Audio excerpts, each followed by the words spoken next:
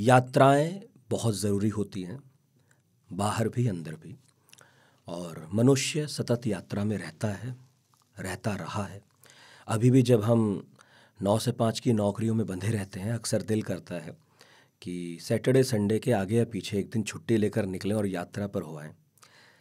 कुछ लोगों की ये जो ख्वाहिश है पूरी हो जाती है, कुछ लोगों की दबी रहती है, कुछ दिन बाद पूरी होती है।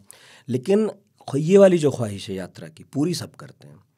कई बार मैं सोचता हूँ तो पाता हूँ, ये शायद इसलिए क्योंकि मनुष्यतर जो आकांक्षाएं हैं उनमें से एक ये भी है कि यात्रा पर चला जाए। आज हमारे साथ अनिल यादव हैं, यात्री हैं, यायावर हैं, खूब घूमते हैं। इससे पहले जिस किताब की आज मैं बात करूंगा, जिसका नाम है कीड़ा जड़ी, उसके बहाने यहाँ पर बैठे हैं, बात तो बहुत होंगी। उससे पहले एक किताब उन्होंने ऐसी लिखी कि उनके नाम के साथ चिपक गई। उसका नाम है वो भी कोई देश है महाराज, या अगर और शुद्ध बोलूं, वह भी कोई देश है महाराज। महराज। तो एक तो अनिल जी बहुत बहुत स्वागत है आपका। शुक्रिया। और नॉर्थ ईस्ट को दर्ज किया है अनिल जी ने उस किताब में, उस पर कभी और बात करेंगे। आज तो कीड़ा जड़ी के बहाने जो बात करनी है वो उनकी हाल की यात्रा की करनी है। तो अनिल जी जो हैं, यूँ तो घूमते रहते हैं, पत्रकार भी हैं और लेखक हैं, यायावर तो मैंने बता ही दिया। लेकिन उन चंद लोगों में है जो अपना जब ट्रैवलॉग लिखते हैं तो बस आनंद आ जाता है। ऐसा लगता है कि उनके पद चिन्हों पर हम चलते हुए वही सब कुछ देख रहे हैं, महसूस कर रहे हैं जो अनिल जी अपनी आँखों से देख रहे हैं और मन से महसूस कर रहे हैं। तो विस्तार बहुत है इस परिचय का, अब इसे संक्षेप में लाता हूँ क्योंकि पॉडकास्ट जैसा कि हम हमेशा उम्मीद करते हैं लंबाई होगा, बातचीत बहुत सारी होंगी। इस बार अनिल जी पिंडर घाटी से लौटे हैं और जाना उनका होता रहा 5-6 सालों में लगातार। तो अब क्या सूझी है आपको कि अब किताब लिखी जाए, इस बार लिखी दी जाए? मतलब अब नई किताब की बात कर रहे हैं? इस वाली की, कीड़ा जड़ी की। जी। तो अब आपको क्यों लगा कि 4-5 बार हुआ है तो अब लिखा जाए? पहला तो ये है कि लिखने का फैसला तो बहुत पहले हो चुका था, 15 में ही हो चुका था। क्योंकि वो जगह थोड़ी अजीब है। जैसे पिंडर वैली में एक भी नाई नहीं है। हाँ। एक घर ब्राह्मण नहीं है। लोग एक दूसरे के बाल अभी भी काटते हैं। और किसी का श्राद्ध कराना हो, हालांकि ब्राह्मण की जरूरत पड़ती नहीं, तो ब्राह्मण बुलाया जाता है भराड़ी से। अच्छा। पहले से। वो भी सबके शेड्यूल कर देता है कि भैया ये 2-3 दिन में 25 लोगों को निपटाना है, तब वो आएगा। तो ये 2 चीज़ें मुझे बड़ी अजीब लगी वहाँ। तीसरी बात ये थी कि वो जो बुढ़िया को मैंने रुईठा से वो काटते देखा, अनाज की बालियों को। तो रुईठा हंसिया से पहले के ज़माने का औजार है फसल काटने का। 2 डंडियाँ होती हैं जिनके बीच बालियों को दबा के तोड़ लिया जाता है। मध्यकाल का है। हाँ, लोहा युग से पहले का। डंठल छोड़ दिया जाता है। अच्छा। और चॉपस्टिक का भी विकास इसी से हुआ, जो चीन और जापान में नूडल्स खाते हैं चॉपस्टिक से, और जिससे हमें अभी भी खाने नहीं आते क्योंकि हम तो वो वाली जो चम्मच आती है ना, उसे फंसा के खा पाते हैं। हाँ, तो वो अपना अपना है और वो अच्छा भी है एक तरह का। मैं उसको इन्वेंशन मानता हूँ। चॉपस्टिक से खाने में जान देने से बेहतर है कि आप नया आविष्कार कर लें, चम्मच से लपेट कांटे के वाली खा लें। चम्मच। ये क्रिएटिविटी है, फॉक। इसको मैं मतलब रिकॉग्नाइज करता हूँ इस बात को। तो वो तभी तय हो गया था कि किताब लिखनी है कहाँ ये? जिन्हें नहीं पता उन्हें थोड़ा सा भूगोल समझा दीजिए। ये बागेश्वर ज़िले में है, कपकोट ब्लॉक में है। और कपकोट के बाद करमी आता है, करमी के बाद भराड़ी आता है, और भराड़ी से फिर खराब रास्ता है। उसके बाद फिर बहुत ख़राब सड़क है, भूस्खलन होते रहते हैं। तो भराड़ी से आप चल के 3 घंटे में पहुंच जाते हैं खरकिया, और खरकिया से फिर आपको पैदल चलना पड़ता है 2-3 घंटे, तब आप पिंडर वैली में पहुंचते हैं। खाती गांव पहुंचते हैं, जो देश का आखिरी गांव है। झाप थे। हाँ, या फिर जतोली जाना है, जो वो भी आखिरी गांव ही है, लेकिन वो ज़्यादा इंटीरियर है। जतोली जाने में पूरा दिन लग जाता है। तो बागेश्वर ज़िले में है, लेकिन अंदर है, दुर्गम है। तो आप ये कह रहे हैं कि वहाँ नाई भी नहीं है और 6 घंटे चलकर कभी कोई ब्राह्मण पहुँचे तो पहुँचे, हाँ, नाई पहुँचे तो पहुँचे। लेकिन उसमें खूबसूरत बात आपने खोज निकाली कि बस इसी के चलते हैं, जिसके हेयर स्टाइल देखो अलग अलग हैं। बिल्कुल। तो ये था कि लिखना है यहाँ के बारे में। और फिर लेकिन हर बार लौटने के बाद लगता था कि अभी मेरी ये जानकारी अपर्याप्त है, मुझे और जानना चाहिए। जैसे नाई क्यों नहीं है, तो लोग आमतौर पे साधारण आदमी कहता है कि जी यहाँ तो ऐसा ही हुआ ठहरा, हमेशा से ऐसा ही हुआ ठहरा। तो मैं खोज रहा था कि कुछ धार्मिक लोग मिले, पुजारी लोग मिले जिनसे पूछा जाए, कोई वो कहानी शायद बता निकले। पाए, कोई कहानी निकले। तो 10 साल बाद जो गोलजू, हरू और सैम की पूजा होती है, मैं स्पेशली उसके लिए एक बार गया, दिसंबर में गया, जो पहाड़ी देवता है। जो पहाड़ी देवता है। तो फिर इसी तरह से जानकारियों को जुटाने के लिए बार बार मुझे जाना पड़ा, इसलिए 3-4 बार जाना पड़ा मुझे। फिर आपको लगा कि अब तो कह ही देना चाहिए। हाँ, नहीं, उसके बाद भी नहीं लगा कि कह देना चाहिए, लेकिन लॉकडाउन लगा और करने के लिए कुछ नहीं बचा। तो ये हुआ, क्या किया जाए। मतलब जो एक बाहर भुतहा माहौल था, कहीं आ नहीं सकते, कहीं जा नहीं सकते, तो मैंने कहा यही किया जाए, फिर तबलीग डाला गया। अच्छा, भुतहा माहौल से याद आया, पहाड़ में भूतों की बहुत कहानियाँ प्रचलित हैं। यूँ तो मैदानों में भी हैं, लेकिन मैं अक्सर सुनता हूँ कि वहाँ तो कदम कदम पर है। आपको मिले वहाँ भूत? मिले ना? तो बताइए, 1-2 बार क्या बातें हुई जब मिले तो? एक जहाँ हम लोग मतलब जहाँ ये टीचर्स रहते थे, शुरू में है कि कुछ दिनों तक मैं टीचर्स के साथ रहा वहाँ पे। तो उससे कुछ दूरी पे ही एक पेड़ था, और उस पेड़ के ही नीचे खड्ड में गिर के एक जो ट्रेकर की मौत हो गई थी 2 साल पहले। वो ट्रेकर पिंडर ग्लेशियर से आ रहा था और बुरी तरह से थक गया था, और उसको इसी गांव की रोशनी दिखाकर जो दूसरे उसके साथ वाले ट्रेकर्स हैं चलाते हुए ला रहे थे कि बस आ गया, बस आ ही गया अब तो चलो। लेकिन जब वो गांव के पास पहुंचा तो उसको मतिभ्रम हो गया, जैसा हो जाता है कि मतलब उसके पैर कहाँ पड़ रहे हैं, ये होशो हवास उसके गायब हो गए। वो खड्ड में गिरा और मर गया। तो हम लोग गए तो उसका अच्छा खासा भूत बन चुका था वो। जैसे किसी ने बताया कि वो मेरे घर आया था रात में, उसने हाथ में गिलास पकड़ रखा था और कह रहा था कि इसमें नमक है, इसमें गर्म पानी डाल दे, मेरे पैर दर्द से फट रहे हैं, मुझे सेंकने हैं। फिर एक हम लोगों के साथ लड़की गई हुई थी, उसने कहा कि मैंने तो देखा है उसको, यहीं डाल पे बैठा हुआ था, उसके पैर हिल रहे थे, मैं डर के मारे भाग आई। और स्कूल के एक आध बच्चों ने भी कहा कि हाँ उन्होंने भी देखा है। तो अब हम लोग को ऊपर से, भले ही मैं नहीं मानता था भूतों को, उनके अस्तित्व को, और बड़ा पूरी शिद्दत से नकारता था, लेकिन कभी कभी घुप अंधेरी रात में अगर फंस जाता था मैं, तो उसका ख्याल आए बिना और हल्का सा डर लगे बिना रहता नहीं था। तब मान लेने में हर्जा भी नहीं है कि हो भी तो ठीक है, बस हमें छोड़ दो भाई साहब, रहो आप। नहीं, मेरे ये रहता था कि क्या पता दिख ही जाए। हाँ, फिर तो आनंद ही आ जाएगा। क्या पता दिख ही जाए, लेकिन ऐसा हुआ नहीं, दिखा नहीं आपको। पहाड़ जो है, जब मैं आपकी किताब पढ़ रहा था, मैंने पाया कि कितनी सारी चीज़ें हमें पता ही नहीं चलती।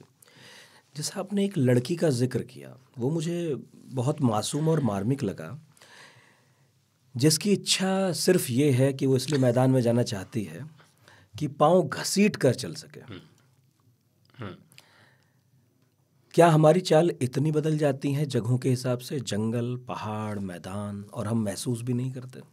बिल्कुल बहुत बदल जाती है। जैसे जो लोग पहाड़ में जाते हैं, पहले दिन बहुत ठोकर लगती है, क्योंकि आपको वही आदत पड़ी हुई है पैर घसीट के चलने की, तो रास्ते के पत्थर बहुत लगते हैं पैर में। लेकिन 3 दिन बाद फिर हम अभ्यस्त हो जाते हैं, पैरों को उठा उठा के फिर रखने लगते हैं। और वो जो लड़की कहती है उसका एक खास रेफरेंस है कि ये लोग जो हायर अल्टीट्यूड में रहने वाले हैं, ये जब बाजार करने के लिए, शादी विवाह का सामान खरीदने के लिए नीचे के बाज़ारों में आते हैं, हल्द्वानी जो ट्रेडिशनल सबसे बड़ा बाज़ार हुआ करता है वहाँ का, मतलब दिल्ली बरेली से कनेक्ट करने वाली जगह है हल्द्वानी, और सबसे बड़ी मंडी भी है। तो हल्द्वानी में ऐसे लोगों का बड़ा मजाक उड़ाया जाता था, उनको देखते ही पहचान लिया जाता था कि ये ऊपर से आया है, पैर ऐसे उठा उठा के चल रहा है। अच्छा, समतल पर भी। तो उसको ज़्यादा ठगने की कोशिश की जाती थी कि इसको दुनियादारी का पता नहीं है, इसको भाव थोड़ा ज़्यादा भी बता दोगे तो चल जाएगा।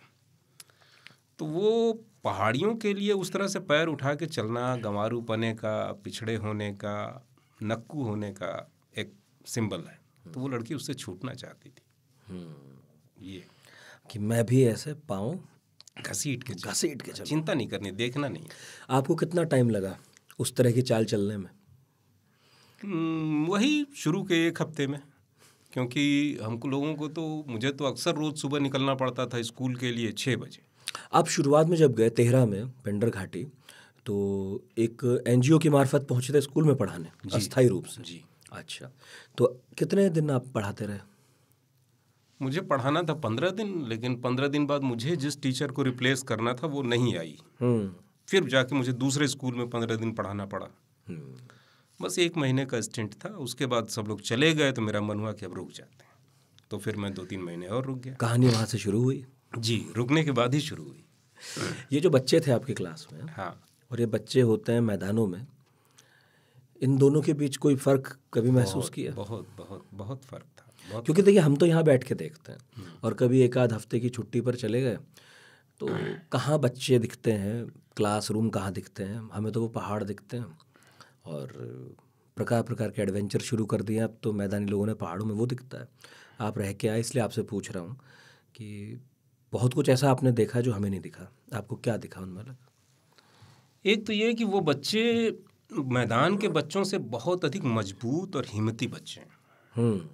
मतलब एक बच्चा 5वीं में पढ़ने वाला, 6वीं में पढ़ने वाला 5 किलोमीटर 7 किलोमीटर की दूरी, चढ़ाई उतराई, नदी नाले पार करके स्कूल आता है। बड़े बड़े, मतलब हमारे यहाँ के तंदुरुस्त नौजवान उतनी दूर नहीं चल सकते। दूसरा, इनोसेंस, बहुत इनोसेंट। उन्हें पता ही नहीं है कि उनकी ज़िंदगी कितनी कठिन है। मतलब वो दौड़ते हुए बिल्कुल खड़ी चढ़ाई चढ़ जाते हैं, गधेरे पार कर जाएंगे, नाले पार कर जाएंगे, जहाँ जिनको क्लाइंबर्स, जिनको रोप डाल के पार करते हैं, वो कूदते हुए पार कर जाते हैं। इनोसेंस। दूसरा, तीसरी बात यह है कि नेचर की, जंगल की, जानवरों की समझ बहुत ज़्यादा है उनकी। तो ये अंतर है। और दूसरा, मुझे लगता है कि वो, चूँकि उनका अभी बहुत वास्ता मोबाइल से नहीं पड़ा है, टेलीविज़न से नहीं पड़ा है। अभी भी? जी, जब बिजली ही नहीं है वहाँ। अभी भी नहीं है, सड़क भी नहीं है। मैं जब तक था तब तक तो ना सड़क थी ना बिजली थी। 19 में तो आप आखिरी बार थे वहाँ? हाँ, तब तक तो नहीं था। बिल्कुल नहीं। नेटवर्क बिल्कुल नहीं है? ना, कोई नेटवर्क नहीं। नेटवर्क एक पेड़ के पास आता था, वो भी वहाँ से 3-4 किलोमीटर आगे था। लोग जाके उस पेड़ के नीचे खड़े रहते थे, अगर आ गया तो बात हो जाती थी। आप तो पहुँच गए पिंडर। आप जैसे और कौन लोग पहुँचता है वहाँ पर? बस वही पर्वतारोही, नॉर्मली पर्यटक नहीं जाते अभी? नहीं, पर्यटक नहीं जाते। पिंडर चूँकि बहुत आसान ट्रैक माना जाता है, तो जो ये क्लाइंबिंग संस्थान है, ये अपने ट्रेनीज़ को या और लोगों को पहले दूसरे ट्रैक पे पिंडर ही ले जाते हैं, क्योंकि वो सीधा साधा सा ट्रैक है, कोई बहुत उसमें दिक्कत नहीं। तो सबसे ज़्यादा तो ये पर्वतारोही ही जाते हैं वहाँ पे। और दूसरा, जिन्हें चरस खरीदनी हो, कीड़ा जड़ी खरीदनी हो, वो जाते हैं।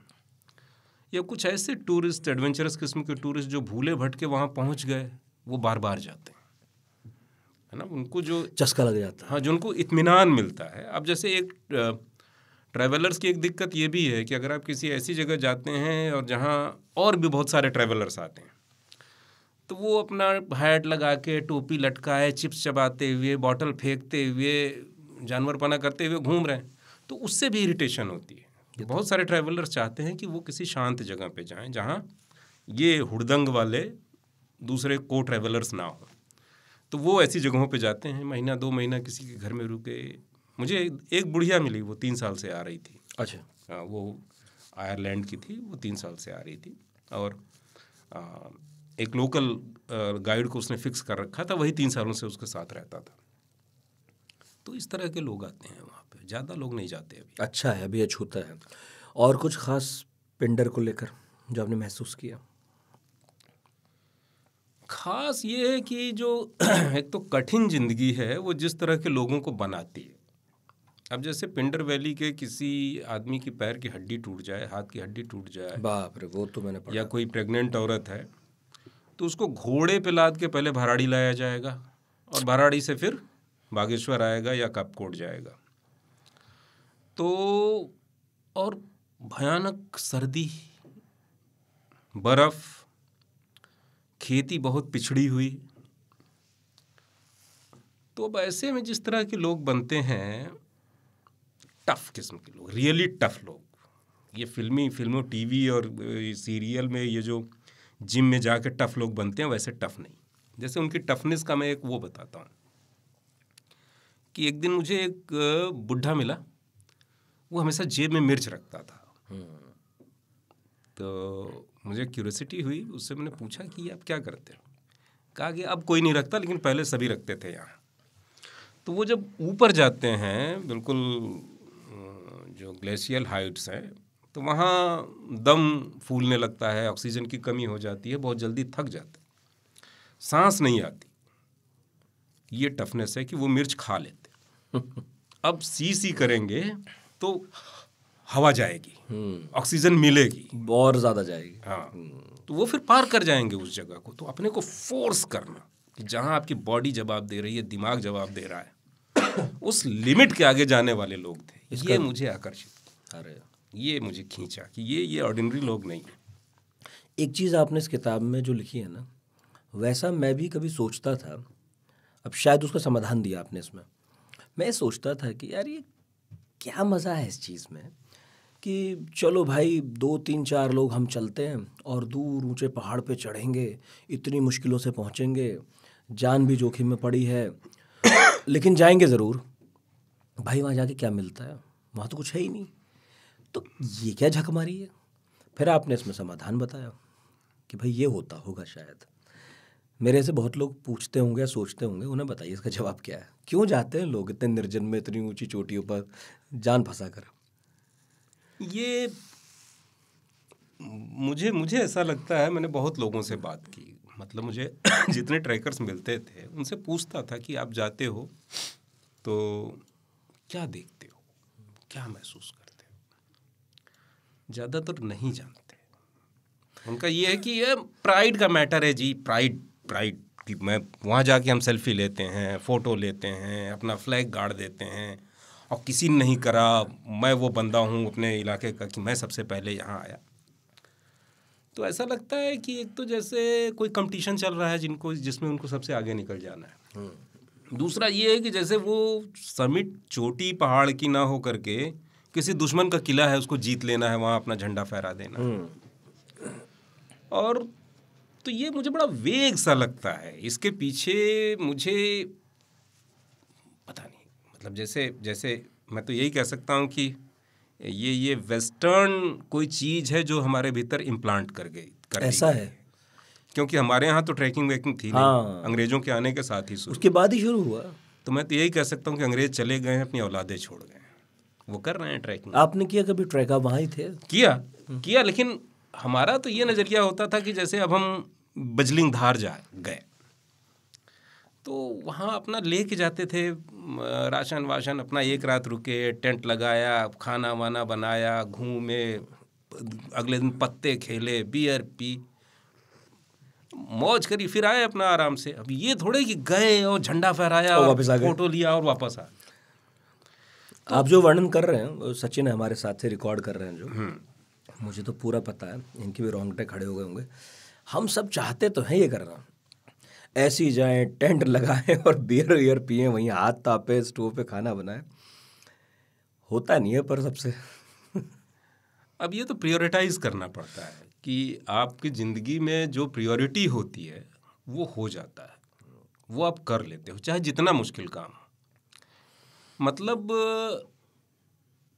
किसी जगह जाने, वहाँ रुकने, वहाँ नेचर को देखने, लोगों से मिलने जुलने से कहीं ज़्यादा कठिन काम है किसी आदमी को खुश करना, किसी आदमी को अपने लिए काम करने पे लगा देना, वहाँ तो सिर्फ आपको चल के जाना है, लेकिन आप तो रोज मैनिपुलेट करते हो, किसी न किसी को रोजगार पे लगा देते हो अपने लिए। आप कह रहे हैं ज़्यादा मुश्किल ये है जो ज़्यादा हम लोग यहाँ मुश्किल करते ये हैं। है चूंकि ये प्रायोरिटी है, इस पे आपको लगता है कि आपका सर्वाइवल डिपेंड करता है, आपकी ज़िंदगी निर्भर करती है, आपकी नौकरी निर्भर करती है, आपकी फैमिली निर्भर करती है।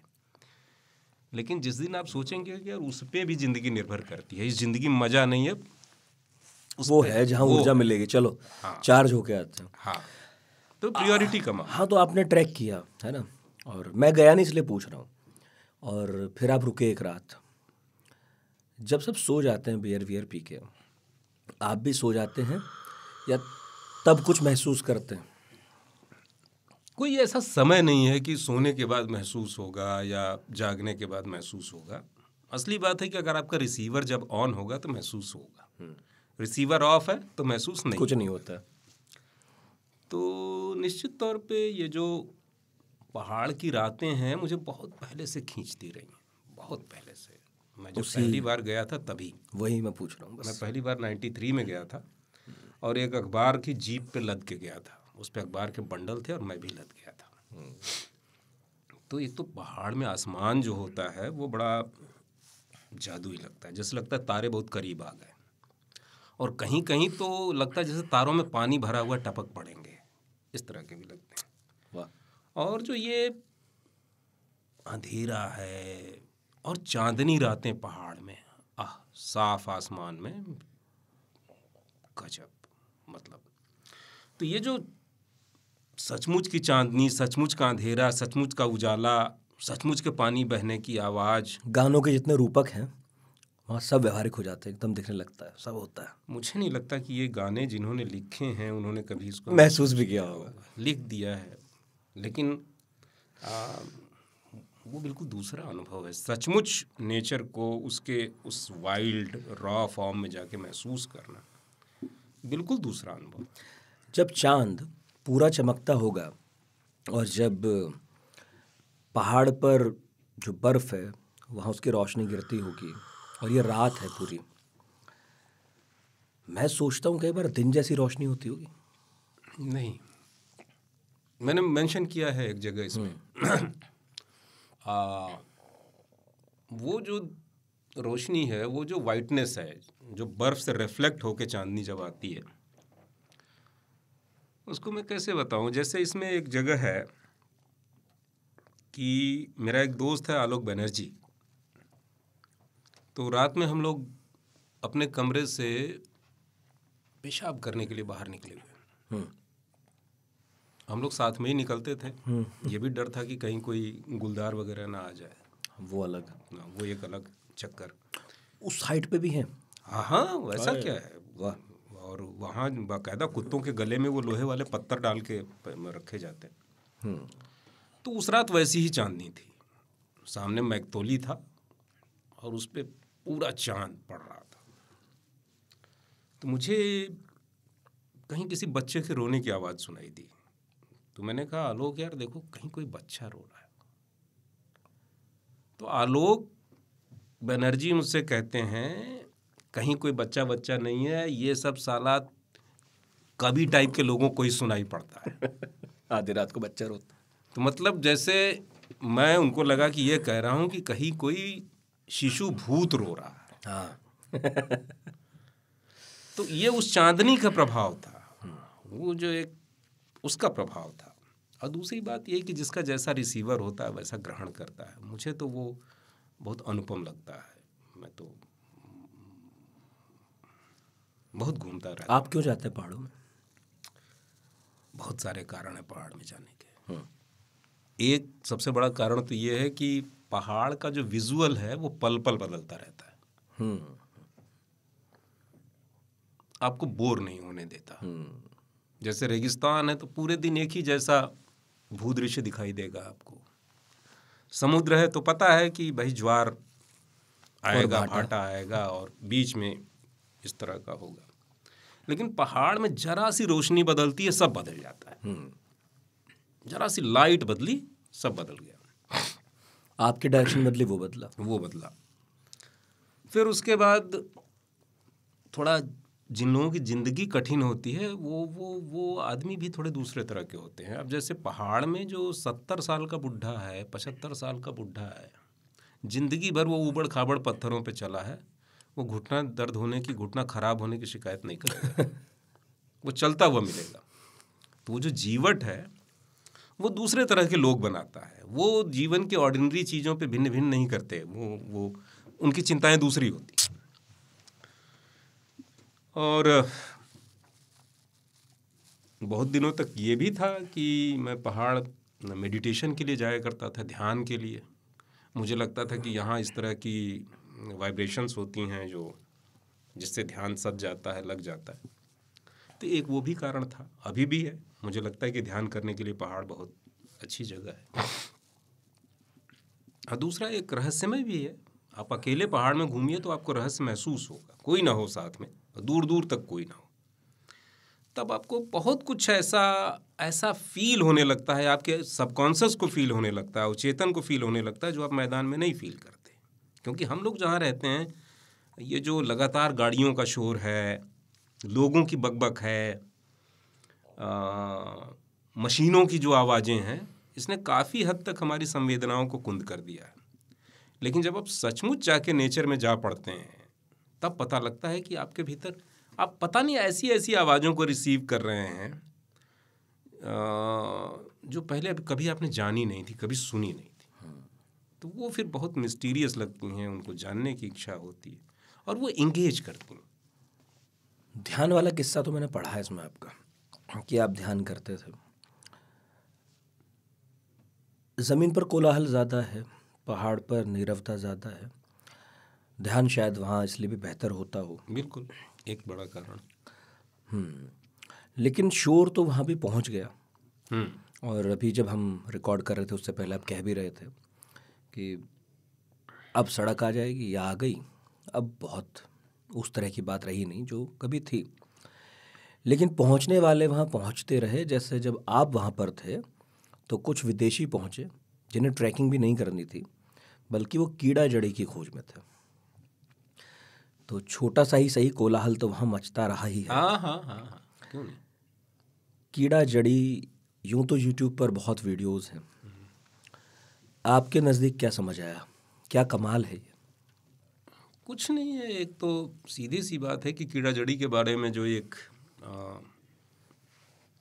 बात है, जो काफ़ी हद तक सच भी है, कि ये काम शक्ति वर्धक है। तो सारी दुनिया को काम शक्ति की बहुत ज़रूरत है। ख़ासतौर से जो संपन्न लोग हैं, उनके जीवन का मतलब तभी पूरा होता है जब वो ज़्यादा से ज़्यादा औरतों को, अलग अलग नस्ल की औरतों को, अलग अलग देश की औरतों को, अलग अलग सूरत की औरतों को भोग लें। तभी उनका पौरुष और जीवन का उद्देश्य सफल होता है।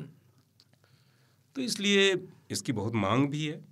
तो अब चूंकि उसकी कीमत इतनी ज़्यादा है, सोने से भी महंगा है, तो अब वहाँ के लोग निकालते हैं। लेकिन मेरे लिए जो कीड़ा जड़ी का जो मैंने टेस्ट महसूस किया, जो स्वाद मुझे महसूस हुआ, वो एक आयरनी था। वो ये था कि जैसे वहाँ के लोग कहते थे, मैं पूछता था कि ये कीड़ा जड़ी से आपको क्या मिला, तो वो कहते थे, अजी यहाँ क्या हुआ, ये तो मिट्टी के डले ठहरे। यहाँ जब से कीड़ा जड़ी हम निकालने लगे, कुछ घर बन गए, हमारे पत्थर के घर बन गए। और जो भी थोड़ा बहुत आप देख रहे हो हमारे पास, कपड़े लत्ते, ये सब कीड़ा जड़ी। बस एक ही व्यवसाय है वहाँ। व्यवसाय नहीं है, वो भी इलीगल। हाँ, इलीगल। तो मुझे ये लगता था कि जो ये खाए पिए हुए लोगों की काम शक्ति की भूख है, उनकी जो मर्दानगी की हतक है, वो साली वहाँ भी पहुँच सकती है जहाँ सरकारें नहीं पहुँचती। और वो एक गरीब पिछड़े इलाके में विकास कर सकती है, समृद्धि का कारण बन रही है, तथाकथित विकास का कारण, तथाकथित विकास। तो ये जो आयरनी है, यही मेरा कीड़ा जड़ी मेरे लिए यही है, यही आयरनी है। दुनिया के लिए तो बहुत कुछ है। सोने से महंगी चीज़ है, एक ऐसी चीज़ जो आपने ही लिखा कि कुछ स्वार्थों के चलते सरकारों और बाबुओं ने ही ऐसी बांधी कि इलीगल हो गई। और एक ऐसी चीज़ जिसे हम आसानी से बेच सकते थे, लेकिन अब उतना ही मुश्किल उसका बेचना है। और एक ऐसी चीज़ भी कि जिसने आपके सामने एक हिंसक दृश्य पेश किया है, जो आपने किताब में भी लिखा कि रूस और यूक्रेन तक के लोग वहाँ पहुँचते हैं सारी दुनिया खरीदने, सारी दुनिया से। कहाँ बेचते हैं ले जाकर? कहीं भी बेच दें। मतलब जो वहाँ पहुँचते हैं उनके कनेक्शंस होते हैं और वो कहीं भी बेच सकते हैं। उनका क्या है, उनको जहाँ पैसे ज़्यादा बेहतर मिलेंगे वहाँ बेचेंगे वो। कीड़ा जड़ी है, इसमें कीड़ा भी है, जड़ भी है। और रहस्य की बात कर रहे थे आप पहाड़ों के, ये भी उसी का हिस्सा है। बिल्कुल। कि समझ नहीं आता कि कीड़ा है या फिर कोई पौधा है। होता कैसा है? होता आप ऐसे समझिए कि एल शेप है। जो नीचे वाला भारी हिस्सा है वो, जैसे हम इल्लियां देखते हैं ना, कैटरपिलर, सूखा हुआ कैटरपिलर होगा नीचे वाला। अच्छा। और उसके सिर के पास से उगी हुई एक छोटी सी 2 इंच की 1 इंच की घास की सूखी हुई पत्ती जैसा होगा। अच्छा। तो ये स्ट्रक्चर है कि नीचे कीड़ा होगा, ऊपर घास होगी, वो पत्ती होगी, यही उसका स्ट्रक्चर है। और जो पत्ती है ज़मीन के ऊपर होती होगी। वो यही दिखती है, इस पत्ती से ही पहचान के उसको खोद लिया जाता है। वाह। मतलब वो जो ग्लेशियल हाइट्स हैं जहाँ बर्फ़ अभी अभी बसंत में गर्मी में पिघली है, तो लोग क्या करते हैं कि वहाँ रेंगते हैं ये घुटनों पे और यहाँ कोहनी पे।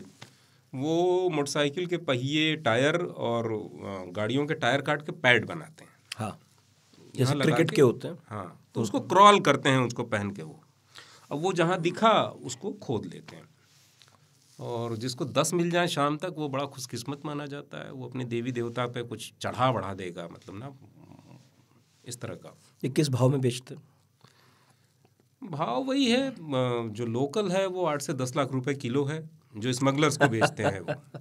और स्मगलर्स इसको 40 से 50 लाख रुपए किलो बेचते हैं। और फिर आगे जाके जब ये प्रोसेस होता है और बड़े मार्केट्स में जाता है, यूरोप में जाता है, तब मैं नहीं जानता। तब हो सकता है इसमें आपने लिखा ही था कि जुलाई 2018 में इसकी कीमत $50,000 प्रति किलो। हाँ। और सोने का भाव $38,000 प्रति किलो। हाँ, इससे लगा लो अंदाजा। तो ये एक ट्रेवलर है जिसने कीड़ा जड़ी पे बड़ा काम किया, हर तरह के मशरूम पे काम किया है, बेसिकली फंगस पे काम। और ये है मशरूम की तरह का ही? ये है मशरूम जैसा है, लेकिन है ये फंजाई है, फफूंद है। फफूंद। और बहुत जिद्दी किस्म का फफूंद है, क्योंकि ये फफूंद जहाँ कीड़ा जड़ी होती है वहाँ जितने तरह के, वहाँ पेड़ तो नहीं पाए जाते, क्योंकि उस साइड पे होती है कि पेड़ खत्म हो जाते हैं। अच्छा। पहले जो पहाड़ों की ट्री लाइन होती है, जो आखिरी पेड़ों की कतार होती है, उसको ट्री लाइन बोलते हैं जी। और ट्री लाइन की खास बात ये होती है कि वो ढलान की तरफ झुके होते हैं। हाँ बिल्कुल, वो बर्फ़ की तरफ नहीं होता उनका मुंह। तो उस ट्री लाइन के बाद ये मिलती है। तो यहाँ जहाँ ये पाई जाती है वहाँ बहुत छोटे छोटे पौधे और बुशेज और श्रब्स पाए जाते हैं, झाड़ियाँ पाई जाती हैं। तो वहाँ पे कम ही ऐसी घास, ऐसी झाड़ियाँ होंगी जिनको ये इन्फेक्ट न कर देता हो, ये जो फंगस है। अच्छा। ये उन सब की पत्तियों में, तने में, जड़ों में पाया जाता है। सब में होता है। सब में होता है। लेकिन अगर कीड़े पे हो जाए बस वहाँ मज़ा। तो ये मतलब ये दूसरे ऑर्गेनिजम्स को पेनिट्रेट करने की इसकी जो काबिलियत है इस फंगस की, वो बहुत ज़्यादा है। मतलब बहुत एक तरह से स्ट्रॉन्ग किस्म का फंगस है। मतलब कीड़े को इन्फेक्ट करता है, उसको अपने हिसाब से पूरे जाड़े भर ज़मीन के भीतर मूव कराता है और फिर उसके बाद उसको पूरी तरह से खा डालता है, तब खाता है बिल्कुल टाइम बाउंड तरीके से जब गर्मी आने वाली होती है। और फिर ज़मीन से बाहर इसका स्पोरोकार्प, एक पत्ती बाहर आती है, थोड़े दिन बाहर रहती है, फिर इसके बीच में पॉलिनेशन होता है। एक कोई मॉथ होता है, मॉथ, शायद उसका नाम है हिपेलियस। हाँ। तो उस मॉथ से पॉलिनेशन होता है और फिर वो चक्र शुरू हो जाता है। फिर किसी कीड़े को इन्फेक्ट करता है, जाड़े भर जमीन में रहता फिर है, नीचे जाता है और फिर ऐसे ऊपर निकलता है। ये सब लाइफ साइकिल उसका चलता है। अंटिल अनलेस कोई तोड़ ना ले और ले जाए अपने साथ। हाँ। बाप रे, क्या कमाल, क्या रहस्य हैं प्रकृति के। बिल्कुल बिल्कुल। और इन्हें खोदने और देखने वाली आंखें और हाथ, वो तो और कमाल है। हाँ, लोग बच्चों को ले जाते हैं हाँ, कि बच्चों की आंखें तेज होती और हैं, किस्मत भी। किस्मत भी। और इसे दूसरा वो किस्मत से बहुत जोड़ते हैं, सबको नहीं बहुत दिखती, सबको नहीं मिलती। बहुत बहुत बहुत बहुत सारी चीज़ें जो थोड़ी महंगी होती हैं, दुर्लभ होती हैं ना, जैसे कहते हैं कि सोना सबको नहीं सहता है, हाँ, सबको नहीं पता। सबको नहीं सूट करता है। अब किसी ने ट्रक खरीद लिया, एक्सीडेंट हो गया, तो लोहा सबको नहीं सहता है। मतलब जहाँ भी थोड़ा रिस्क होता है और वहीं पैसा टिका दी ये होता बात। है, वहाँ सब देवी देवता किस्मत सब प्रकट हो जाते हैं। महिलाएं भी जाती हैं हाँ। इसे तोड़ने। लेकिन फिर मैंने सुना कि जिस गांव में भी आप थे और आसपास भी लोग ये कहते हैं कि 2013 की वो जो उत्तराखंड की आपदा थी, त्रासदी थी, उसके आने की प्रमुख वजह यही थी कि अब महिलाएं पुराने नियमों को तोड़कर माहवारी के समय भी पहाड़ों में जाती हैं, जिससे देवता नाराज हो जाते हैं। क्या कमाल के विरोधाभास हैं जो मैदान और पहाड़ दोनों को एक करते हैं। हम्म। लेकिन फिर मेरा प्रश्न ये है कि मैदान और पहाड़ दोनों आपने देखे, महिलाओं की स्थिति ज़्यादा बेहतर कहाँ दिखी? पहाड़ में। कैसे? उसकी वजह यह है कि जो ज़्यादातर काम हैं खेती के और पशुओं को पालने के, वो महिलाएं करती हैं। अच्छा। तो अब जैसे पहाड़ में आपको दिख जाएगा कि महिलाएं जिन दिनों चारे की कमी हो जाती है, पेड़ पे चढ़ के पत्तियां काटती हैं। मतलब आपको दिखेगी कोई 50 साल की महिला हंसिया लेकर के पेड़ पे चढ़ी हुई पत्ती काटती हुई, और वो बिल्कुल दुर्गम जगहों पे जहाँ जानवरों का भी खतरा है, रपट के गिर जाने का भी खतरा है, जाके घास काटती हैं। फिर उसके बाद खेती के ज़्यादातर काम वही करती हैं। तो पुरुष क्या करते हैं? पुरुष, ज़्यादातर पुरुष थोड़ा बहुत मदद कर देते हैं, जैसे हल वल लगा देते हैं। अच्छा, ऐसा है? हाँ। वो सेकेंडरी उसमें रोल में है। हल लगाने भर का है। अब बाकी पुरुष अपना बैठ के पत्ते खेलेंगे, हुक्का पिएंगे। रम और बियर तो पहुंच ही गई वहाँ। हाँ, हर तरह की शराब, हर तरह की शराब पहुंच गई। हाँ। कोई सी भी सरकार नहीं पहुंचती है। लेकिन आप फिर ये कहते हैं कि नहीं पहुंचे तो अच्छा।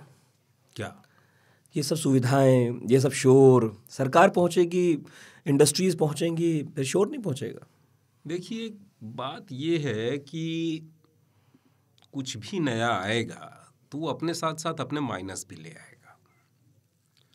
सड़क जाएगी तो अपने माइनस ले जाएगी। मतलब सड़क के साथ साथ दुनिया भर की बड़ी कंपनियों का सामान जाएगा, वहाँ व्यापारी जाएंगे। क्या ही चाहिए, सड़क और पटरी तो चाहिए पहुंचने के लिए। हाँ, फिर वहाँ मुनाफे की स्पर्धा शुरू होगी। और ये जो सो कॉल्ड अभी इनोसेंट भोले भाले लोग हैं, वो सारी ताकत इस चीज़ में झोंक देंगे कि कैसे अपने इनोसेंस का इस्तेमाल करके 2 पैसे ज़्यादा कमा लिए जाएं, और फिर अपने जीवन को भी वो द्वंद्व तनाव में डालेंगे, दूसरे को भी जीवन को। ये सब तो होना ही होना। इनोसेंस उतनी रही नहीं, क्योंकि आप ही की किताब जब मैंने पढ़ी तो मैंने देखा कि एनजीओ बाजी से पैसे कमाने वाले लोगों पर भी उनकी नज़र रहती है? उन्हें पता रहता है कि हम जो हैं ये वो लोग कहते हैं जो मैदानी इलाकों में चले गए, कुछ साल रह लिया, उन्होंने दुनिया देख ली। हाँ, उन्होंने बताया जाके, वो बताते हैं। लेकिन वही मैं कह रहा हूँ कि एक सदिच्छा है कि ये सब ना हो, और ये बेकार सी सदिच्छा है। ये इनएविटेबल है, ये होना है, होना ही है। हाँ, होना है, क्योंकि वो खुद चाहते हैं। वो उन्होंने मोबाइलों में गाने भरवाने तो लगे ही हैं। हाँ, तो उनके सामने जो मनुष्य की बेहतर जिंदगी का, डेवलप्ड जिंदगी का, ग्लैमरस जिंदगी का जो खाका है, जो विकल्प है, वो यही वाली जिंदगी है। यही वाली जिंदगी जो टीवी में दिखाई जाती है, और जो वो अखबारों में, पत्रिकाओं में, चमकीले पन्नों पे, विज्ञापनों में देखते हैं। कभी शहर आ जाते हैं तो होर्डिंगों में देखते हैं। और कोई हम उनको ज़िंदगी का कोई खाका दे ही नहीं पाए। हम क्या देंगे? उनको नहीं मिला, कोई नहीं दे पाया, तो अब उनके सामने जो दिख रहा है उधर जा रहे हैं। हम कोई क्या कर सकते? पिंडर जैसे इलाकों में क्या ये होड़ है कि हम चलिए मैदान पर चलते हैं और वहाँ कुछ करते हैं, या अभी भी वो एक संतोष है कि अरे ठीक है, कम ही खाएंगे पर रहेंगे यहीं, नीचे ना गर्मी सहन होगी और ना वो चुनौतियाँ जो लेना भी नहीं चाहेंगे, और ना हक भी हैं। पिंडर के लोगों को आना पड़ता है मैदान में, आना पड़ता है। जैसे वहाँ के बहुत सारे लड़के हैं जो हरियाणा में बड़े ऑफिसेज की कैंटीन चलाते हैं, अच्छा, या वहाँ शेफ़ के या बेरे का काम करते हैं। तो अब वहाँ क्या है ना कि सब कुछ है लेकिन नकदी नहीं। हाँ, किसी तरह से खाना हो जाता है, वाटर सिस्टम है सब। हाँ, किसी तरह से खाना हो जाता है। तो वो उसके लिए आते हैं, कुछ वक्त तक नौकरी करते हैं, ज़्यादातर आकर के यहाँ बीमार हो जाते हैं, फिर वापस लौट जाते हैं, फिर आते हैं। अब किसी को यहाँ से पकड़ कर आप ऊपर ले जाइए, यहाँ बैठे बैठे जो लोग हैं उन्हें तो ये आइडिया भी नहीं होगा अभी किसी देश में ऐसे गांव देहात अभी भी बचे हुए हैं जहाँ कैश नहीं है। मतलब हमने तो अपनी ज़िंदगी में देखा, हम तो संक्रमण काल की पीढ़ी हैं कि जब गांव जाते थे और कटान हो जाता था पूरा, तो दादी से कहते थे टॉफ़ी लेनी है, तो वो ऐसे कमीज में और भर देते थे गेहूँ और ले जाते थे, वो तौलता देता था। तो अभी बताते हैं लोगों को हैरानी होती है और हम भी कहते हैं वो ख़त्म हो गया। फिर आपकी किताब पढ़ते हैं और पता चलता है कि मध्यकाल देश के किसी न किसी हिस्से में हमेशा जिंदा रहता है। रिमोट हिस्सों में है, रिमोट हिस्सों में है, क्योंकि दुनिया खास तौर से भारत पिछले 30 सालों में बहुत तेज़ी से बदला है, बहुत तेज़ी से, ग्लोबलाइजेशन के बाद बहुत तेज़ी से बदला है। और ये सही बात है कि 30 साल पहले हम नेचर के बारे में, समाज के बारे में ज़्यादा जानते थे, लेकिन अब ऐसे लोग बढ़ रहे हैं जिनको लगता है कि आटा अमेजन से आता है गेहूं से नहीं आता। तो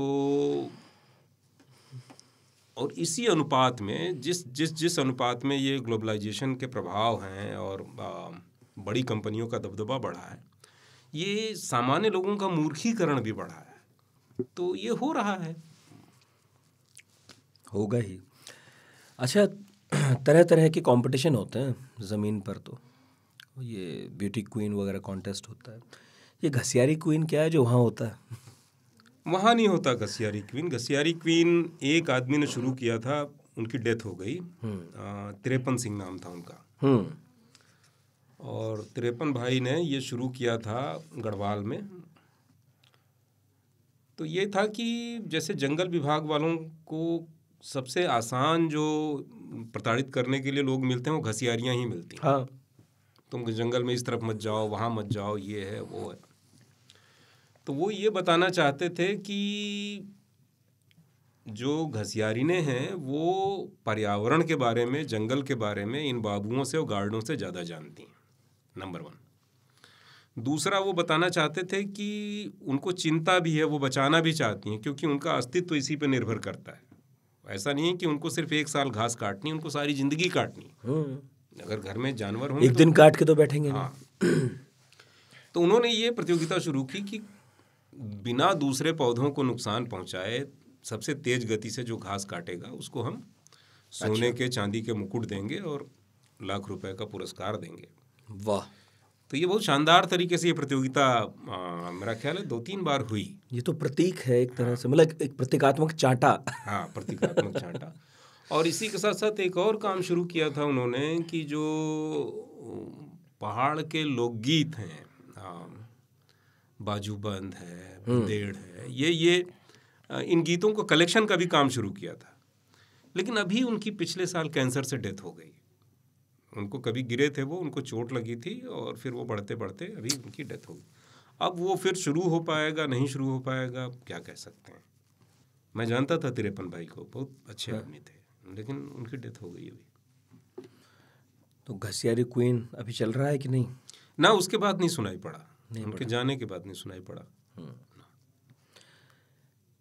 एक बार मैंने एक फेसबुक पोस्ट में अपने ननिहाल के एक पागल हो गए लड़के के बारे में लिखा था।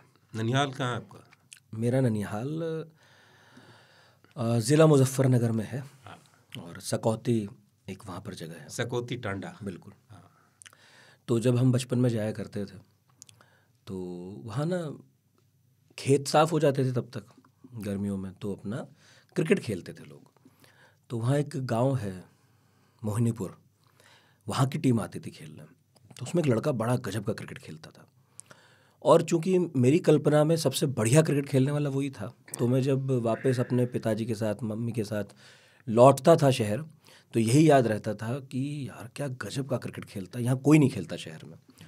फिर मैं जब भी गर्मियों की छुट्टियों में लौटता था उसे ढूंढता था, वो मिलता था खेलता हुआ। फिर एक बार ऐसा हुआ जब मैं छुट्टी में आया और मैंने पूछा कि वो कहाँ है, पता चला वो पागल हो गया। पागल होने के अपने घरेलू कारण थे उसके, लेकिन उसे फिर घर में जंजीर में बांध के रखा जाता था। हालांकि जब बात करते थे, मेरे जो मामा के बेटे थे उनका दोस्त था, जब बात करते थे उससे जाकर तो वो सारी बातें ऐसी ही करता था जो नॉर्मल होती थी। बस कहीं कहीं कोई पुट मिल जाता था, इसमें पता चलता था कि हाँ अभी हमारी तरह नहीं सोचता, कुछ अलग सोचता है। आपकी इस किताब में एक व्यक्ति दिखा मुझे, वो क्या था, क्यों था, कैसे था, वो तो मैं नहीं चाहता कि तिलिस्म खुले लोग पढ़ें उसे, लेकिन उसे भगवान राम अपना नंबर देके गए थे, फ़ोन नंबर दे गए थे। और कमाल ये है कि वो पर्ची पे लिख कर दे गए और पर्ची पुलिस ने पकड़ ली। और अब उसकी जो जद्दोजहद है वो मुझे याद दिलाती है राग दरबारी के एक ऐसे पात्र की जो सरकारी दफ्तरों के चक्कर काटता है लेकिन वो रिश्वत देने को तैयार नहीं है, वो इंसाफ की लड़ाई लड़ रहा है। आप तो उससे खूब देर बतियाते थे, ये हमसे ज़्यादा विद्वान था या ये वाकई पागल था, या आपने इससे क्या नया समझा सीखा? मेरी बड़ी इच्छा थी, आप मिलेंगे तो पूछूंगा। नहीं, मुझे पागल नहीं लगा वो, और काफ़ी समझदार आदमी लगा मुझे। मुझे ऐसा लगा कि उसे जीवन की व्यर्थता का खूब पता है। जिस तरह का जीवन उसके आसपास जी रहे थे लोग, वही जो खेती है मर करके करो, बहुत थोड़ा पैदा होता है और उसी बर्फ़ में उसी ठंडक में एक दिन ख़त्म हो जाओ। तो उसने कुछ अपने जीवन में एक्सक्लूसिव किया, कुछ ऐसा किया कि वो अलग से उसको जाना जाए, पहचाना जाए। तो मुझे तो उसकी वो क्रिएटिविटी लगती है। मतलब वो बिना पढ़ा लिखा आदमी कहीं आया न गया, ये उसका अपना आइडिया ऑफ लाइफ है कि मैं इस तरह से ज़िंदगी जीऊँगा। और कम से कम इससे एक बात तो पता चलती ही है ना कि ये जो बाकी पापी हैं उनकी तुलना में वो ईश्वर के ज़्यादा करीब पहुंचा हुआ है। भगवान उसको नंबर दे जाता है। BSNL के 2 नंबर। तो मैं तो उनसे मैं तो मतलब उनका जो ये आइडिया था वही जानना चाहता था। आपने तो खूब संगत की, मतलब वो तो मुझसे और मिलने, उन्होंने तो आपको ऑफर किया कि ये पड़ी ज़मीन घर बना लो। नहीं, वो तो अक्सर मुझसे हर दूसरे तीसरे मिलने आ जाते थे और बैठे रहते थे, और जब भी दिख जाएं तो कहते थे कि चलो हो आते हैं वहीं। पर आपने ठीक नहीं किया, उन्हें दुनियादारी का ज्ञान दे दिया। नहीं, मैं कभी कभी वो इतना व्याकुल हो जाता था, इतना मुझे भी त्रस्त कर देते थे कि मुझे लगता था कि यार सचमुच ये परेशान है, इसको निकालना चाहिए। आपने तो करुणा में किया, लेकिन निकलना नहीं था उनको। मैं नादान था, वो मुझसे ज़्यादा होशियार थे। आपको कानून के दर्शन भी हुए पिंडर घाटी में। और क्या कमाल आपने लिखा है, मुझे मज़ा आ गया पढ़कर, कि एक पुलिस वाला है या वन वाला अधिकारी है वो, तो मतलब अब मैं घटना नहीं बताना चाहता, लेकिन उसे बताए बिना पता नहीं कैसे चलेगा, लेकिन जो आपने इसमें लाइन लिखी है, बस लाइन पढ़ूंगा। वह नशे की प्रफुल्लता में ऊपर उठता हुआ बिल्कुल सही कह रहा है। वह इस समय कानून की बिल्कुल सटीक तस्वीर बना हुआ है। कानून इतना ही शक्तिशाली, इतना ही लाचार, इतना ही मसखरा, इतना ही विरोधाभासों से भरा हुआ है। मैं चाहूँगा कि जो लोग कीड़ा जड़ी पढ़ें वो इस अध्याय को ज़रूर पढ़ें, और पढ़ेंगे ही जब पूरी किताब पढ़ेंगे। 22वां अध्याय है। यहाँ जब कोई पूछता है कि पहाड़ और मैदान में क्या समानता है, इस मामले में भी है। ये राष्ट्रीय स्तर पर छवि है कानून की। बिल्कुल, कोई अलग नहीं है। और वो दुस्साहस भी मुझे देखकर बड़ी हैरानी हुई जब 3 विदेशी लड़के इसी आदमी को मुक्का मुक्का मार के निकल लेते हैं। बताइए, सोचिए कहाँ से हिम्मत, मिर्च भी स्प्रे कर रहे हैं। ये हम ना कर पाए, उन्हें कहाँ से हिम्मत मिलती है कि यहाँ आकर वो ये सब कर लेते हैं। पिंडर घाटी में ये सब होता है, मैदान में कहाँ किसी को पता है, कहाँ कोई जाकर देखता है कि वहाँ एक अलग दुनिया है जो कुछ कुछ अपने जैसी है और बहुत कुछ बस अपने ही जैसी है। उस जैसे हम नहीं हो सकते।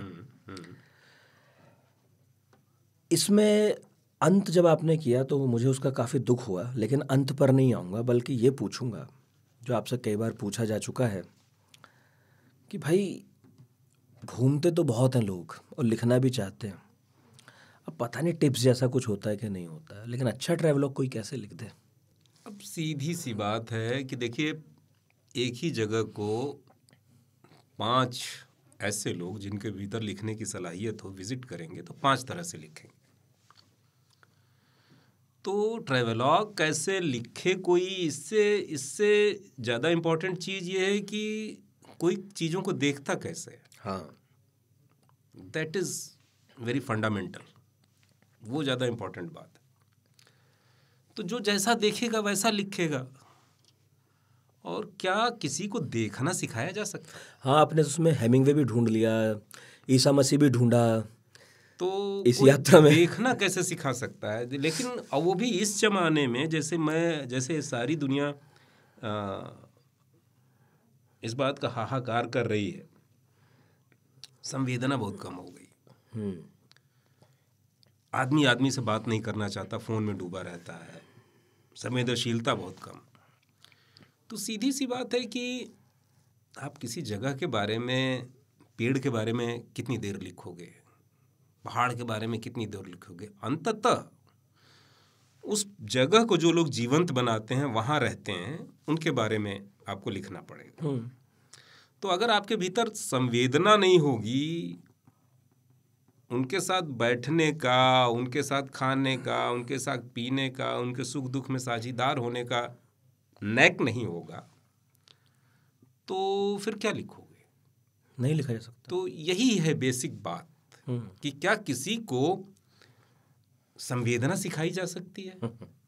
किसी के सुख दुख में शामिल होने का, वहाँ उसकी पोजीशन पे, उसकी जगह बैठ के जीवन, दुनिया, संसार को देखने का तरीका सिखाया जा सकता है? तो मुझे लगता है कि 1000 तरह के ट्रैवलॉग हैं दुनिया में, मतलब खूब सूचनाओं से भरे, जो शुरू ही इससे होते हैं कि कोई जगह कितने लैटिट्यूड पे है, कितने लॉन्गिट्यूड पे है, जानकारी के साथ, वहाँ पे वेदर कैसा है, वहाँ पे फ्लोरा कैसा है, फाउना कैसा है, ये कैसा है, वो कैसा है।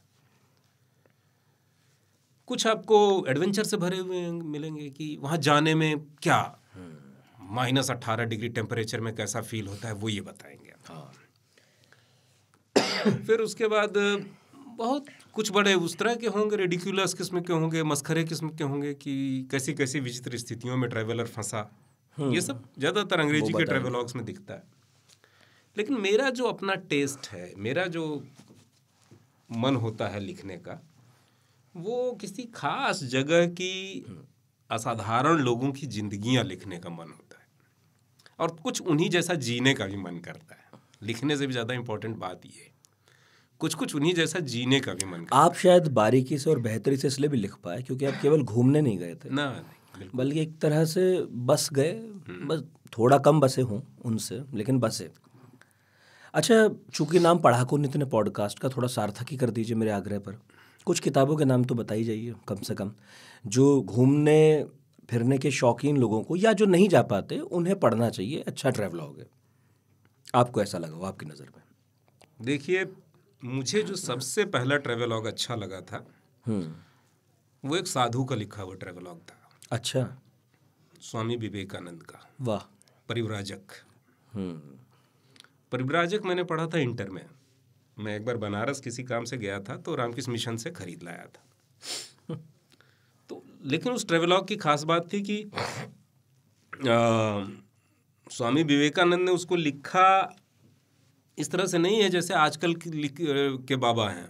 वो गॉडमैन की तरह नहीं लिखते हैं। वो लिखते हैं कि मुझे अक्सर बाहर का खाना खा के डिसेंट्री हो जाती थी और मैं छटपटाता हुआ पड़ा रहता था, और अपने से ठीक होता था तब आगे बढ़ता, तब जाता था। और शायद वो उनका जो एक प्रसिद्ध वाक्य है, करतल भिक्षा तरतल वास, वो इसी से निकला होगा कि लोगों से जितना दूर रहेंगे उतना बीमारियों से बचे रहेंगे, मोह माया से बचे रहेंगे। पहला ट्रैवलॉग तो मुझे वो अच्छा लगा था। दूसरा ट्रैवलॉग मुझे जो अच्छा लगा था वो चिन्मयानंद का हिमालय। हाँ, वो चिन्मयानंद जिन्होंने चिन्मय मिशन बनाया हिमाचल। बाकी जो दूसरा वाला मशहूर चिन्मयानंद है वो नहीं। फिर उसके बाद एक और ट्रेवलॉग जो बाद में मुझे बहुत अच्छा लगा वो था नेत्र सिंह रावत का पत्थर और पानी। हाँ, वो भी कोई प्रोफेशनल राइटर नहीं है, उनको छुट्टी नहीं मिल रही थी। रघुवीर सहाय ने उनको दिनमान से छुट्टी इसी शर्त पे दी थी कि रोज एक डिस्पैच भेजोगे। नई नई उनकी शादी हुई थी और वो अपनी पत्नी के साथ जहाँ जहाँ गए, जिन जिन रिश्तेदारियों में गए, वहाँ का हाल है। तो वो भी सोच के नहीं गए थे कि मैं चाह कोई एडवेंचर करूँगा। फिर उसके बाद मैं राइटर का नाम भूल रहा हूँ, लेकिन ट्रेवलॉग बहुत शानदार है। इन पैटागोनिया, एक पत्रकार है, वो किसी असाइनमेंट पे जाता है और बीच में ही गायब हो जाता है। वो जाके पैटागोनिया रह जाता है। तो उसके पास किसी जानवर की खाल का एक टुकड़ा है जो उसके घर में जब वो बच्चा था तो उसको मिला था। उसके कोई एक अंकल थे जिन्होंने बताया था कि ये डायनासोर की खाल का टुकड़ा है और ये पैटागोनिया से मैं लाया हूँ जहाँ डायनासोर सबसे पहले सब अभी तक थे, हाल तक थे। तो वो पहुँच जाता है वहाँ पे और खोजता है कि ये डायनासोर कहाँ है। लेकिन उस प्रक्रिया में पैटागोनिया जो अर्जेंटीना और चिली के बीच में है, वहाँ का वेदर बहुत ख़राब है, बहुत हार्श वेदर है और दुनिया भर के लोग अपने अपने देश से निकाले गए, कानून से भागे हुए लोगों ने जाकर के वहाँ फार्म हाउस बना रखे हैं और उनकी एक से एक कहानियाँ हैं। वो उन्हीं के बीच में भटक रहा है। तो वो मुझे एक अच्छा ट्रेवलॉग लगता है। वाह। और मेरा ख्याल हो गए 3-4, क्योंकि किताबें लोग अपने तरह से पढ़ते हैं। हाँ, तो बात है ही। क्या और आपने एक बहुत अच्छी बात भी लिखी थी, मतलब कही थी, जब किसी ने आपसे पूछा था कि कैसे लिखा जाए या आपने कैसे लिखना सीखा, किसके, तो आपने कहा लिखना तो किसी से नहीं सीखा, सोचना समझना ज़रूर सीख सकते हैं। बिल्कुल। अपने से बेहतर या दूसरों को पढ़कर कि भाई ये कैसे ऑब्जर्व कर रहे हैं, कि अल्टीमेटली आप एक यात्रा की कहानी भी कह रहे हैं, तो इस पर बहुत कुछ निर्भर करता है कि आपकी आंखों ने क्या देखा, क्योंकि बहुत कुछ है जो आपने नहीं भी देखा, कोई और देखेगा उस तरह से लिखेगा। बिल्कुल बिल्कुल। तो इसमें तो फ़र्क है ही। आपने, अंतिम सवाल है मेरा, इतनी बातें लिखी इसमें, नाम अंततः कीड़ा जड़ी क्यों लिखा? क्योंकि 2 बातें थी। मैं इससे इनकार नहीं करूँगा कि कीड़ा जड़ी लिखने से जो इस किताब को पे ज़्यादा रोशनी पड़ती और ज़्यादा जिज्ञासा पैदा होती इसके आसपास, उसका वो भी एक कारण है। लेकिन दूसरा कारण ये भी है कि जो वहाँ की जिंदगी है, जो पिंडर घाटी के इन दिनों जो सबसे ज़्यादा मेहनती, सबसे ज़्यादा पौरुष वाले, सबसे ज़्यादा आगे बढ़े हुए लोग हैं, उन सब की जिंदगियाँ कीड़ा जड़ी के आसपास घूम रही हैं। वो एक सेंट्रल चीज है। तो ऐसा नहीं है कि ये सिर्फ हाइप देने के लिए है, सचमुच उनकी जिंदगियां इसी के पास अब वही केंद्र रह गया है। क्योंकि जब भी गर्मी आती है आप जाके वहाँ देखेंगे कि गांव के गांव खाली हो जाते हैं, सब कीड़ा जड़ी, कोई नहीं बचता, सब। और इससे जो पैसा आता है, इससे उनका पूरा साल भर का खर्चा चलता है। इसे खरीदने कौन आता है इनके पास? बहुत लोग आते हैं। सब ये अंततः जाता है चाइना ही जाता है। तो चाइना के जो व्यापारी हैं उनके एजेंट जो ज़्यादातर नेपाली होते हैं। अच्छा। कुछ पिथौरागढ़ से लोग आते हैं, कुछ वो लोकल भी लोगों को बना लिया है उन्होंने, मतलब वो अच्छा खासा कमीशन देते हैं, तो उनके लिए काम करने को हर कोई तैयार रहता है। तो वो इन गांव वालों से आके बार्गेन करते हैं? हाँ, वो पहले ही जब वो कीड़ा जड़ी का सीज़न शुरू होता है तो अब वहाँ जाने के लिए ज़रूरी कई चीज़ें चाहिए। वहाँ रहने के लिए उस हाइट पे, बर्फीली हाइट पे रहने के लिए टेंट चाहिए। फिर उसके बाद महीना 2 महीना जितने दिन वो रुकेंगे गांव वाले, हाँ, खाना चाहिए उसके लिए। महीने 2 महीने का राशन लेकर फिर वो उन जगह जाते हैं। बकरियों पे लाद के ये राशन लेके जाते हैं। तो बुग्याल कहते हैं। बुग्याल तो चारागाह को बोलते हैं। चारागाह जो है, अच्छा, कीड़ा जड़ी चारागाहों में भी मिल सकती है? और वो भी खत्म हो जाते हैं? नहीं, चारागाह वगैरह तो बहुत पहले खत्म हो जाते हैं। कहाँ जाके ढूंढते हैं? वो ग्लेशियर के नीचे जो बर्फ है, गर्मी में पिघलती है, वहाँ है। वो जो घास, जली हुई घास होती है, उसमें होती है। तो अब जैसे वहाँ टेंट चाहिए रहने के लिए, खाना चाहिए, ड्राई फ्रूट चाहिए, कपड़े चाहिए। तो इसके लिए जो एजेंट होते हैं लोन देते हैं, स्पॉन्सर करते हैं कि ये भाई इस बार तुम भी चले जाओ, ये लो, इससे टेंट खरीद लेना, इससे खरीद लेना, इससे।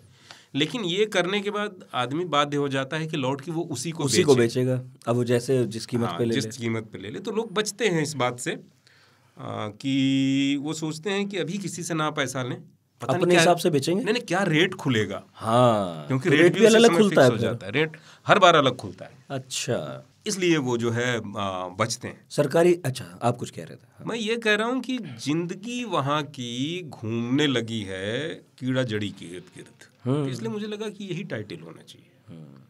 बल्कि इसके लिए मुझे पब्लिशर से थोड़ा लड़ना भी पड़ा। हाँ, उनको लग रहा था कि कीड़ा जड़ी कोई पहचानेगा नहीं, कोई जानेगा। किस बारे में लिख दिया है? मैंने कहा कि आप दे के तो देखिए लोग कैसे जानते हैं। हाँ, जो जानते हैं वो तो पढ़ेगा, इस तरह जो नहीं जानता वो भी पढ़ेगा कि यार ये क्या चीज़ हुई। इस तरह की चीज़ों की एक गुप्त उष्मा होती है, लेटेंट हीट होती है, जिसको सभी जानते हैं, और नहीं जानते तो तुरंत जान जाते हैं। हाँ क्या। अच्छा, सबसे ज़्यादा उत्साह कैसे व्यापारी को देखकर गांव वालों में आता? विदेशी लोगों को देखकर कि ये खरीदेगा बढ़िया? हाँ, विदेशियों को देख के भी आता है, क्योंकि विदेशियों के साथ डील करना अच्छा है। क्योंकि विदेशी जो होता है, विदेशी व्यापारी होता है, वो ट्रांसपेरेंट होता है, उसकी कथनी करनी में अंतर नहीं होता। दूसरा, थोड़ा उसके साथ अंग्रेजी में बात करने में मजा वो आनंद आता है कि मैंने बहुत भयंकर अंग्रेजी में बात करी उससे, मतलब पूरे इलाके में चौड़े होके बताना, बहुत भयंकर अंग्रेजी में बोला। उसने कहा कि भाई तेरे से अच्छी अंग्रेजी मैंने सुनी नहीं आज तक। तो एक ये भी सुख है, ट्रांसपेरेंसी, कि वो जितना बोलेगा उतना ही देगा। देसी व्यापारियों के साथ थोड़ा ये है ना कि वो आपके किसी रिश्तेदार को पकड़ लाएगा, कहेगा यार कुछ कम करा दे, झिकझिक बहुत है, झिकझिक हो जाएगी।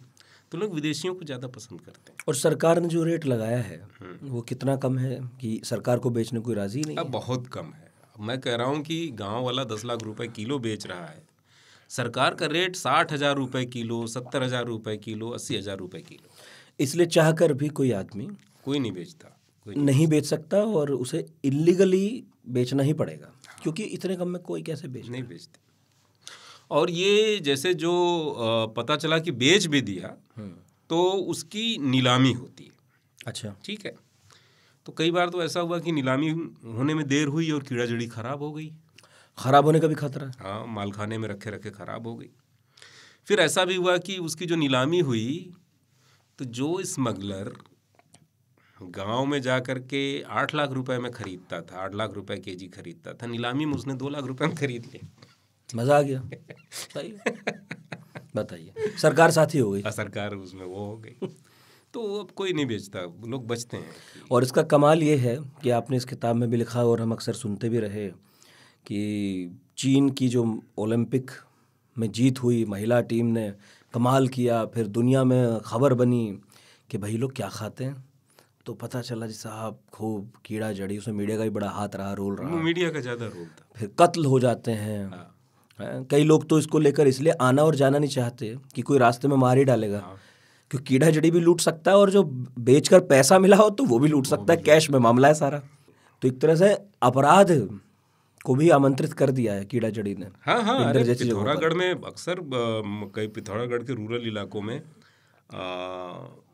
कीड़ा जड़ी निकालने वाले 2 समूहों में मारपीट की खबर आती है, व्यापारियों और एजेंटों में मारपीट इलाके तय होते हैं, इलाके तय होते हैं।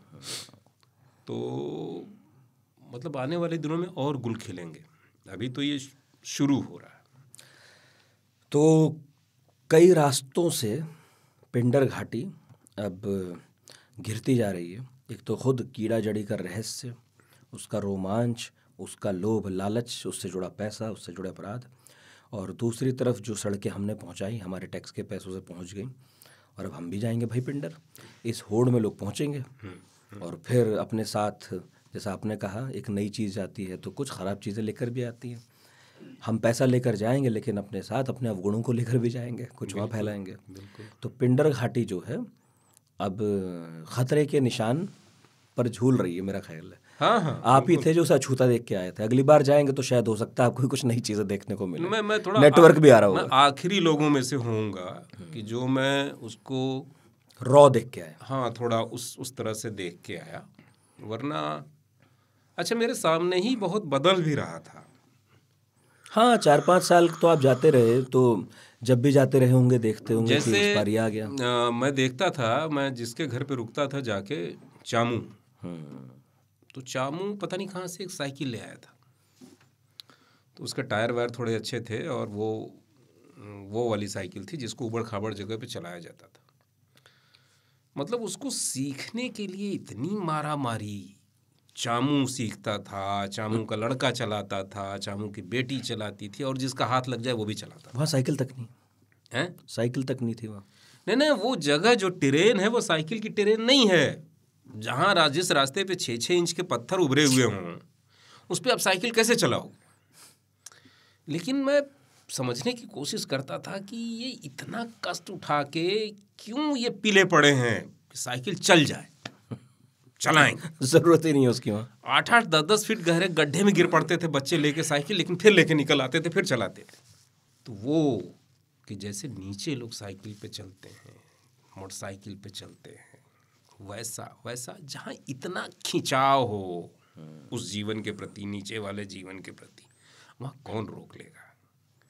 तो दो दुनिया टकराती हैं। हाँ। जैसा आपने एक जगह कहा भी शायद इसमें कि भाई पुरानी और नई दुनिया है, जब एक दूसरे से कहीं टकरा जाती हैं, है ना, तो अजीब सा एक दृश्य बनता है। हाँ, वो बनेगा, निश्चित तौर पे बनेगा। तो कीड़ा जड़ी पढ़ते हुए उसके दर्शन मुझे कई जगह हुए, और बहुत सारे पात्र हैं जिन्हें पढ़कर मज़ा आया। उसमें चामू भी एक था, और जिसके बारे में बात हुई, जिनको राम जी ने फ़ोन नंबर दिया।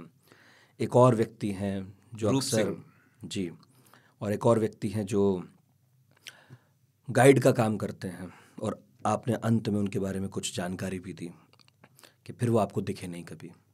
अच्छा, ये खिलाफ सिंह की बात की लाश ही मिली। मैंने किताब भी समर्पित की है खिलाफ को। बिल्कुल, खिलाफ दोस्त था। हाँ, जब कुछ नहीं करने को होता था तो मैं और खिलाफ बैठ के आगता। आपने कहा कि उसकी बात में ऐसा आकर्षण था कि मैं बिंध जाता था, बैठ जाता था। बहुत रियलिस्टिक आदमी। हाँ, तो इसमें इतने सुंदर पात्र हैं, मज़ा आ गया। मैंने बहुत साल बाद पहाड़ के बैकग्राउंड पर कुछ पढ़ा, मतलब क्या आप कसब पढ़ी होंगी, और फिर भी कुछ आता रहा, लेकिन कीड़ा जड़ी ने बांधे रखा। सबसे सुंदर यही है, और इसे पढ़ना चाहिए। कीड़ा जड़ी के इर्द गिर्द जो कुछ हो रहा है वो रहस्य रोमांच तो उसमें है ही, लेकिन इसके अलावा भी बहुत कुछ है। आपकी नज़रों से देखा मैंने पिंडर को, इसके लिए बहुत बहुत शुक्रिया। और आज इस बातचीत से बहुत सारे और लोगों ने भी देखा होगा। आपका भी बहुत बहुत धन्यवाद। तो पढ़िएगा कीड़ा जड़ी, और पेंगुइन ने इसे छापा है, और ये किताब अब तो सब जगह उपलब्ध है, आई गई है, सब लोग खूब पढ़ रहे हैं, बातें कर रहे हैं, और पढ़े जाने लायक है। अगर आप ट्रैवलॉग के शौकीन हैं, केवल 250 रुपये में किताब है, मेरे हाथ में है, और पढ़ने के बाद मुझे आनंद बहुत आया। और आप पढ़ेंगे तो खुद को समृद्ध महसूस करेंगे, और अनिल यादव के प्रति आभार से भरा भी पाएंगे। हम न सही वो तो पहुँचे, ऐसे समय में जब देखे जाने लायक थी वो घाटी, अब तो सड़क पहुँच गई है, पता नहीं क्या होगा। बहुत बहुत शुक्रिया। और जगहें हैं, और इंटीरियर में और जगहों पे लोग जा सकते हैं, अभी भी ऐसी जगहें हैं। जब सड़क ना पहुँचे उससे पहले पहुँच जाए, उससे पहले पहुँच जाना चाहिए, उससे पहले पहुँच जाना चाहिए। तो इस बार की पढ़ाकू नितिन में इतना ही। अगले गुरुवार फिर हाजिर होंगे पढ़ाकू नितिन में एक नए एपिसोड के साथ। आपने सुना इतने प्रेम से, बताइएगा कैसा लगा। radio@aajtak.com पर बहुत बहुत शुक्रिया।